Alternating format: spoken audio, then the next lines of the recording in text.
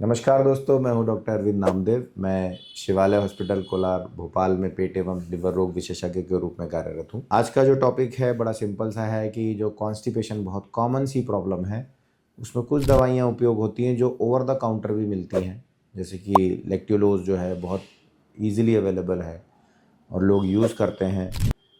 तो पेशेंट जब नहीं रिस्पॉन्ड करते तो एक और दवा बहुत कॉमनली यूज़ हो रही है जिसे पॉलीइथिलाइन ग्लाइकॉल बोलते हैं, पैक जो है। ये दोनों ही लेक्सेटिव हैं, यानी पेट साफ़ करने की दवा है।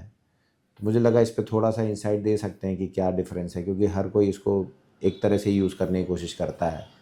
लेकिन समझना ये है कि कॉन्स्टिपेशन अपने आप में एक थोड़ा सा डिफरेंट चीज़ है।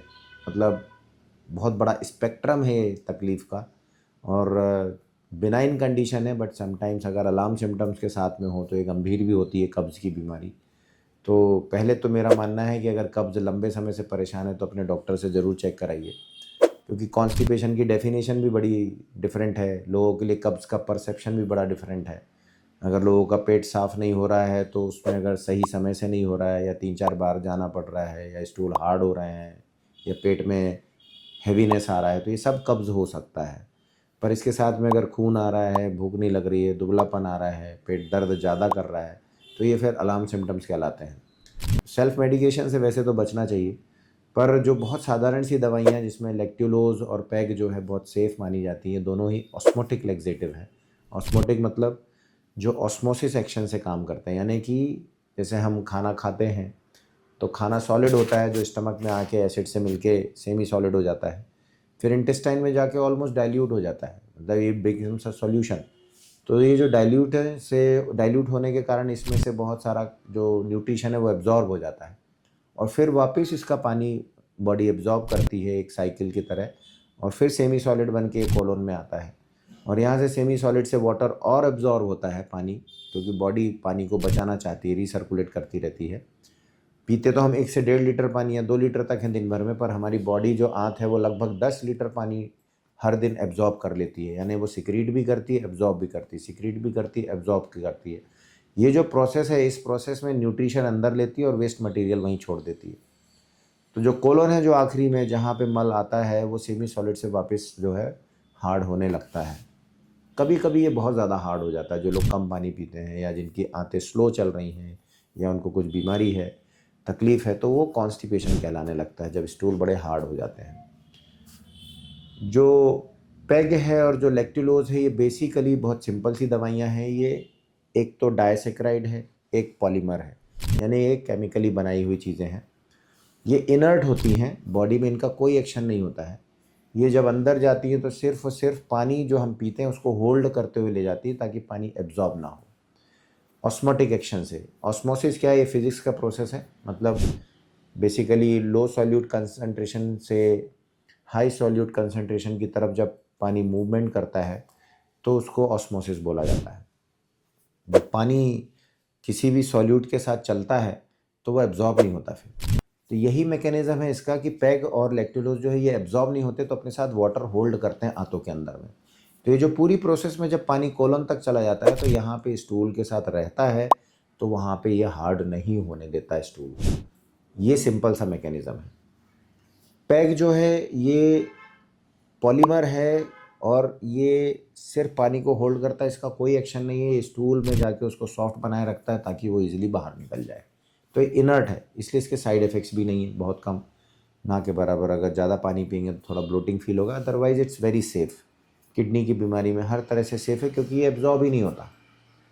तो आपकी कोलोनोस्कोपी की प्रिपरेशन में जब लार्ज अमाउंट में दिया जाता है तब भी ये सेफ़ है। तो पैग तो एक तरह से स्ट्रॉन्ग लेक्सेटिव है, इसलिए शुरू में नहीं दिया जाता, और ये डिपेंड करता है कि कितनी सीवियरिटी है कॉन्स्टिपेशन की आपकी। लेक्ट्युलोज थोड़ा अलग है। लेक्ट्युलोज जो है वो एक डाइसैकेराइड, शुगर की ज़्यादा चीज़ है। ये डाइसैकेराइड, लेकिन ये भी एब्जॉर्ब नहीं होती, हमारी बॉडी इसको तोड़ नहीं पाती। तो डाइजेशन तो हमारा ऊपर ही होता है हाथों में, यहाँ डाइजेशन नहीं होता है, और ये पानी को होल्ड करते हुए कोलोन तक ले जाती है। कोलोन में लेकिन जो बैक्टीरिया होते हैं वो ज़रूर इसको डाइजेस्ट कर पाते हैं। तो यहाँ से कुछ फ़ायदा भी होता है, कुछ नुकसान भी होता है, क्योंकि ये जो लैक्टुलेज अब एसिड में कन्वर्ट हो जाता है, जब एसिड में कन्वर्ट होता है तो जो दूसरे साइड इफ़ेक्ट्स हैं, जैसे अमोनिया लेवल जो है, जो प्रोटीन इंडाइजेशन से होता है लिवर की बीमारी में, वहाँ ये अमोनिया को अमोनियम में कन्वर्ट कर देता है। तो अमोनिया तो हमारे बॉडी में एब्जॉर्ब होती है, और वो फिर जो उनको लिवर की प्रॉब्लम है उनमें ऑल्टर्ड सेंसेशन, हेपेटिक एन्सेफेलोपैथी कराती है। लेकिन ये अमोनिया यहाँ पे अमोनियम में कन्वर्ट कर देता है ये लैक्टुलोज इसको बैक्टीरिया के साथ मिलके, तो अब अमोनिया एब्जॉर्ब नहीं होती, तो वहाँ पे एन्सेफेलोपैथी नहीं होती। तो लैक्टुलोज जो है ये ऑस्मोटिक लेक्सेटिव तो है ही, पर एसिड बनाने के कारण अमोनिया लेवल को भी कम करता है, इसलिए लिवर के पेशेंट में ये ज़्यादा प्रेफर्ड होता है। इसके अलावा ये थोड़ा ट्रांजिट भी बढ़ाता है, मोटिलिटी भी बढ़ाता है। तो लैक्टुलोज के कुछ और भी एक्शन है। प्रॉब्लम है कि लैक्टुलोज थोड़ा माइल्डर है, इसका एक्शन स्लो आता है, और चूंकि बैक्टीरिया इसको डाइजेस्ट करता है तो इससे थोड़ा गैस भी बनती है, तो इसमें ब्लोटिंग ज़्यादा होती है। तो दोनों ही दवाइयाँ बड़ी काम की हैं, सेफ़ हैं, और इंडिकेशन थोड़े से अलग अलग हो सकते हैं। पैग जो है स्ट्रॉन्ग है, जल्दी काम करता है, बिल्कुल भी एब्जॉर्ब नहीं होता है, इसके साइड इफ़ेक्ट्स नहीं हैं, और क्विक एक्शन देता है। लैक्टुलोज जो है ये स्लो काम करता है, थोड़ा ब्लोटिंग कराता है, एसिड भी बनाता है, अमोनिया लेवल कम करता है, इसलिए लिवर के पेशेंट्स में ये ज़्यादा प्रेफर्ड होता है। पर स्लो एक्शन है तो अमाउंट कभी कभी ज़्यादा भी पीना पड़ता है, आपको दिन में 2-2 3-3 बार भी पीना पड़ सकता है अगर कॉन्स्टिपेशन ज़्यादा है। तो कॉस्ट के हिसाब से देखते हुए आपके डॉक्टर तय करते हैं कि कौन सी दवा आपकी सीवियरिटी के हिसाब से दी जाए। तो जब सीवियरिटी ऑफ कॉन्स्टिपेशन अलग तरह होती तो देयर आर मतलब कई और दवाइयाँ भी है, फिर वो आपके लिए यूज़ करते हैं। पैग और जो लैक्टुलोज है बहुत कॉमनली अवेलेबल है, साइड इफ़ेक्ट्स नहीं है, इसलिए ऑलमोस्ट ओटीसी जगह यूज़ होता है। तो इसका उपयोग जो है किया जा सकता है कॉन्स्टिपेशन में, बहुत सेफ दवाई है। इसके अलावा जो इसबगोल है, दूसरी मेडिसिन्स हैं, इनके मैकेनिज़्म अलग हैं। ज़रूरत होगी तो मैं कुछ अगले वीडियोज़ में समझाऊंगा। आई होप ये वीडियो आपको थोड़ा हेल्प करेगा। दवा का वैसे तो उपयोग डॉक्टर की सलाह से ही करना चाहिए, पर कभी आवश्यकता पड़े तो ओवर द काउंटर मेडिसिन हम यूज़ कर सकते हैं, ये अवेलेबल हमें मिलती है कॉन्स्टिपेशन के लिए। वीडियो को लाइक, शेयर और कमेंट कर सकते हैं। कुछ सवाल है आप पूछ सकते हैं, मैं कोशिश करूँगा उसके जवाब दूँ। नमस्कार।